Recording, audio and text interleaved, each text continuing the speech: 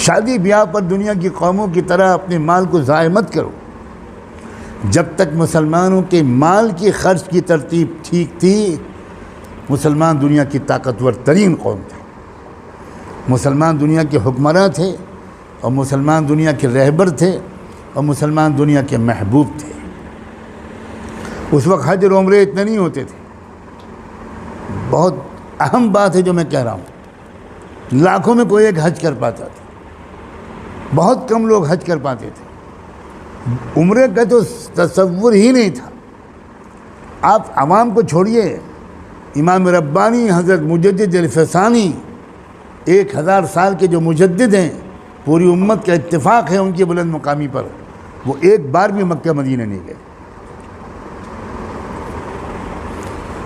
یہ والا یہ رواج نہیں تھا۔ آج تو ہر شخص مکہ مدینہ جا رہا ہے، لیکن لوگ اپنے مال کو خرچ کرتے تھے علم کے پھیلانے پر، غریبوں کی خدمت پر، قومی ترقی کے کاموں پر خرچ کرتے تھے۔ ابھی چند دن پہلے حیدرآباد میں ایک شادی ہوئی، اور وہاں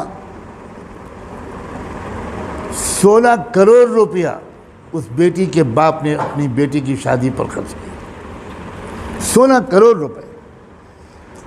اور اسی شخص نے یہ سلوک کیا اپنی مسجد کے امام کے ساتھ۔ ان سیٹھ صاحب کی ایک فیکٹری تھی، اس فیکٹری کے اندر ان سیٹھ صاحب نے ایک مسجد بنائی تھی۔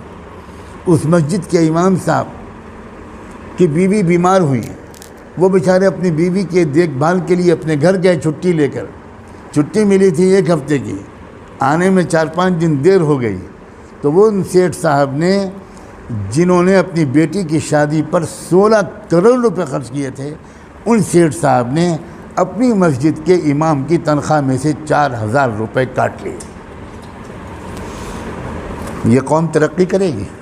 اس قوم کی لنچنگ نہیں ہوگی؟ اس قوم کے نوجوانوں کو جیلوں میں نہیں ٹھوسا جائے گا؟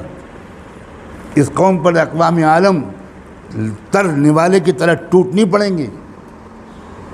مال کا خرچ صحیح کیا ہو تو قوم کو اوپر اٹھا دیتا ہے۔ مال کا خرچ اگر غلط ہو تو 100% لوگ حج کریں، 100% لوگ 50 عمرے کر لیں، اس قوم کو ذلت سے کوئی نہیں بچا سکتا۔